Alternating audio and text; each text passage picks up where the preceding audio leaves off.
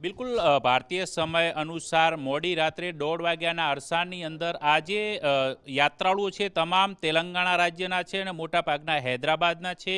આ ઉપરાંત તમામ એક જ પરિવારના હોય એ પ્રકારે અલગ અલગ પરિવારના લોકો છે. કુલ મળીને અત્યાર સુધીમાં 42 લોકોના આ દુર્ઘટનાની અંદર મૃત્યુ થયા છે. એકમાત્ર વ્યક્તિ જીવિત બચ્યો છે જેને ત્યાંની સ્થાનિક હોસ્પિટલની અંદર ખસેડવામાં આવ્યો છે. મુસ્ફરીત નામનો જે વિસ્તાર છે કે જ્યાં આ બસને મોડી રાત્રે સામેની સાઈડમાંથી જે ડીઝલ ટેન્કર આવતું હતું એ ડીઝલ ટેન્કર અથડાયા બાદ આ અકસ્માતની ઘટના થઈ હતી અને ત્યારબાદ બસમાં આગ લાગવાને કારણે તમામ લોકો છે તે મોટાભાગના લોકો છે રાત્રિનો સમય હોવાને કારણે સૂતા હતા, જેને કારણે તેમના ત્યાં જીવતા પડતું થઈ ગયા છે. જોકે આ ઘટના બન્યા બાદ ત્યાં જે રિયાદની અંદર જે ભારતીય દૂતાવાસ છે તેના દ્વારા જે સ્થાનિક એજન્સીનો સંપર્ક કરીને તમામ જે લોકો છે તેમની ડિટેલ બહાર કાઢવામાં આવી છે, જે પૈકી મોટા ભાગના એટલે કે તમામ લોકો તેલંગાણા અને હૈદરાબાદના જ છે. તેના આધાર પરથી ત્યાં સ્થાનિક જે એજન્સીઓ છે તેને જાણ કરવામાં આવી ભારતીય દૂતાવાસ દ્વારા.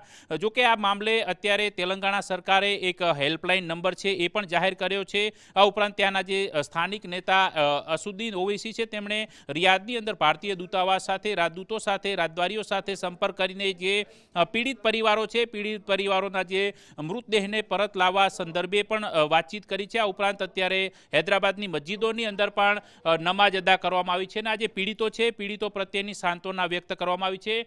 જો કે આ ગમખ્વાર અકસ્માત જે વિસ્તારમાં બન્યો છે અત્યારે ઉમરાહનો સમય હોવાને કારણે સૌથી જે ગીચતા ધરાવતો હાઈવે હોવાને કારણે, જો કે અગાઉ પણ આ જ પ્રકારે સાઉદી અરબની અંદર ઉમરાહ વખતે એક અકસ્માત બન્યો હતો વિકાસ, જેની અંદર 20 ભારતીયોએ શ્રદ્ધાળુઓના તત્કાલીન સમયે મૃત્યુ થયા હતા. પરંતુ આ એ વિસ્તાર છે કે અત્યારે ભારે ટ્રાફિક ધરાવતો હોય છે પરંતુ અહીંયા મોટા અકસ્માતો છાસવારે થતા રહે છે. પરંતુ આજે કમનસીબે 42 ભારતીય શ્રદ્ધાળુ છે જેમાં 20 મહિલાઓ છે અને 11 બાળકોનો પણ સમાવેશ થાય છે અને તમામ લગભગ હૈદરાબાદના અને અન્ય કેટલાક જે છે એ પૈકીની જે ઓળખ થઈ રહી છે એ પ્રકારે તેલંગાણાના હોવાની માહિતી સામે આવી છે અને આ એક કરુણ ઘટના અત્યારે સાઉદી અરેબિયામાં બની છે.